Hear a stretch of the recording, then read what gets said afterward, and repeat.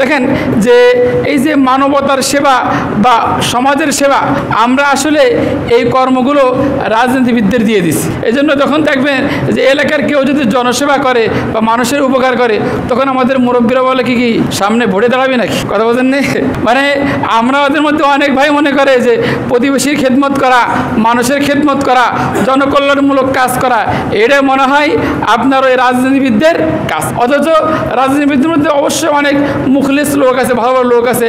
আবার রাজনীতিবিদদের মধ্যে বড় একটা অংশ আছে এটা আসলে করে কি করার জন্য, নিজের ক্রেডিট জাহির করার জন্য এবং এটা কি মিডিয়াতে ফলো করার জন্য। দেখেন এই সমস্ত কাজ করে এটা আপনার উপকারের চেয়ে কি বেশি, পাপটা বেশি হবে। এজন্য আমরা যারা এই ধরনের জনকল্যাণমূলক কাজ করব এবং মানুষের কি করব, উপকারমূলক কাজ করব, এটা ইসলামের একটা কাজ। এটা কিসের কাজ ভাই? এটা ইসলামের একটা কাজ। হাদিসের মধ্যে আসছে আল্লাহ রাসূল সাল্লাল্লাহু আলাইহি ওয়াসাল্লাম বলেন যে সনাইউল মারুফ তাকি মাসারিয়াসু ওয়া সাদাকাতুস সিররি তুতফিউ ওয়াদাবার রব্বি। আল্লাহ রাসূল বলেন যে জনকল্যাণমূলক যে কাজগুলো আছে, মানবতার সেবা যে কাজগুলো আছে, এই কাজগুলোর ফায়দা কি? কই তাকি মাসারিয়াসু, এটা অপমৃত্যুকে দূর করে দেয়। আপনি যদি মানুষের কল্যাণমূলক কাজ করেন, মানুষের খিদমত করেন, তাহলে আপনার অপমৃত্যু হবে না ইনশাআল্লাহ। এরপর আরেকটা রাসূল বলেন যে ওয়া সাদাকাতুস সিররি, এবং গোপনে দান করা, এটা কি করে? কই তুতফি ওয়াদাবার রব, আল্লাহ তাআলার ক্রোধকে কি করে দেয়? মিটাই দেয়। আপনি যদি গোপনে দান করেন তাহলে আল্লাহ তাআলার ক্রোধ কি করে? মিটাই দেয়। এরপর আল্লাহ রাসূল বলেন ওয়াসিলাতুর রহিম তাজিদু ফিল উমর, আর আত্মীয়তার সম্পর্ক বজায় রাখা, এটা আপনার জীবনের মধ্যে কি হয়? বরকত হয়। আর একটা হাদিসে আসছে যে আত্মীয়তার সম্পর্ক বজায় রাখলে মাল সম্পদ বেশি হয়, কথা বলেন।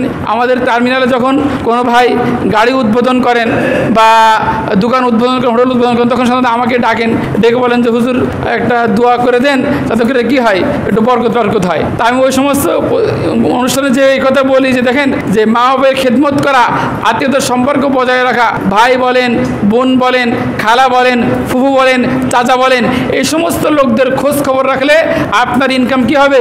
বেশি হবে। তা আপনি এই সমস্ত কিছু বাদ দিয়ে বড় একটা মাছ আর ওই 2-4টে মুরগি নিয়ে এসে যদি ইমাম সাহেবের বাসায় দিয়ে আসেন, আদৌ আপনার কোনো লাভ হবে না। হয়তো আমার একটু পেট ভরবে, কথা বলতে।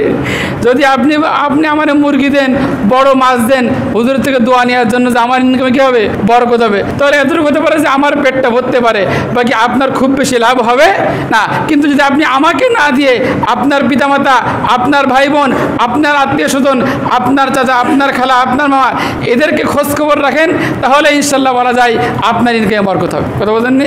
আমরা বরকত হয় এক জায়গা আর পানি ঢালি আর এক জায়গা, এটা খুব দুঃখজনক বিষয়। এই জন্য প্রিয় ভাইরা, আর একটা হাদিসে আসছে আল্লাহ রাসূল বলেন আসসাই আলাল আরমিলা ওয়াল মিসকিন কাল মুজাহিদি ফি সাবিলিল্লাহ, যে বিধবা যে সমস্ত নারী আছে এবং অসহায় যারা আছে, এদের প্রচেষ্টা করা, এদেরকে অর্থনৈতিকভাবে স্বাবলম্বী করা, কারণ নাই ওই কাল মুজাহিদি ফি সাবিলিল্লাহ, আল্লাহর রাস্তায় জিহাদ করে সে যেরকম সব লাভ করে, আর যে বিধবা অসহায় এদের যে খেদমত করে এরকম সব লাভ করবে। শুধু তাই না, এরপর আল্লাহ বলেন ওয়াকাল কাইমি লা ইফতারু ওয়াকাস সাইমি লা ইফতারু, কই যে রাত্রে জেগে জেগে যে নামাজ পড়ে সে যে সব লাভ করে, আর ধারাবাহিক যে রোজা রাখে মোটেও রোজা ভাঙে না, সে যে সব লাভ করে, এভাবে যে ব্যক্তি মানুষের সেবা করবে, খেদমত করবে, বিধবাদের পাশে দাঁড়াবে, অসহায়ের পাশে দাঁড়াবে, এরা এরকম সব লাভ করে। সুবহানাল্লাহ। এই জন্য প্রিয় ভাইরা, আমরা আশা রাখবো ইনশাআল্লাহ যে সমস্ত ছাত্র ভাইরা তারা আমাদের এই ত্রাণের জন্য কাজ করছে এবং কষ্ট করছে, ইনশাআল্লাহ আমরা তাদের কাছে আর্থিকভাবে কী করবো? সহযোগিতা করবো ইনশাআল্লাহ। আল্লাহ তাআলা আমাদেরকে তৌফিক দান করুন। আমিন। ওয়া আখিরু দাওয়ানা আলহামদুলিল্লাহি রাব্বিল আলামিন।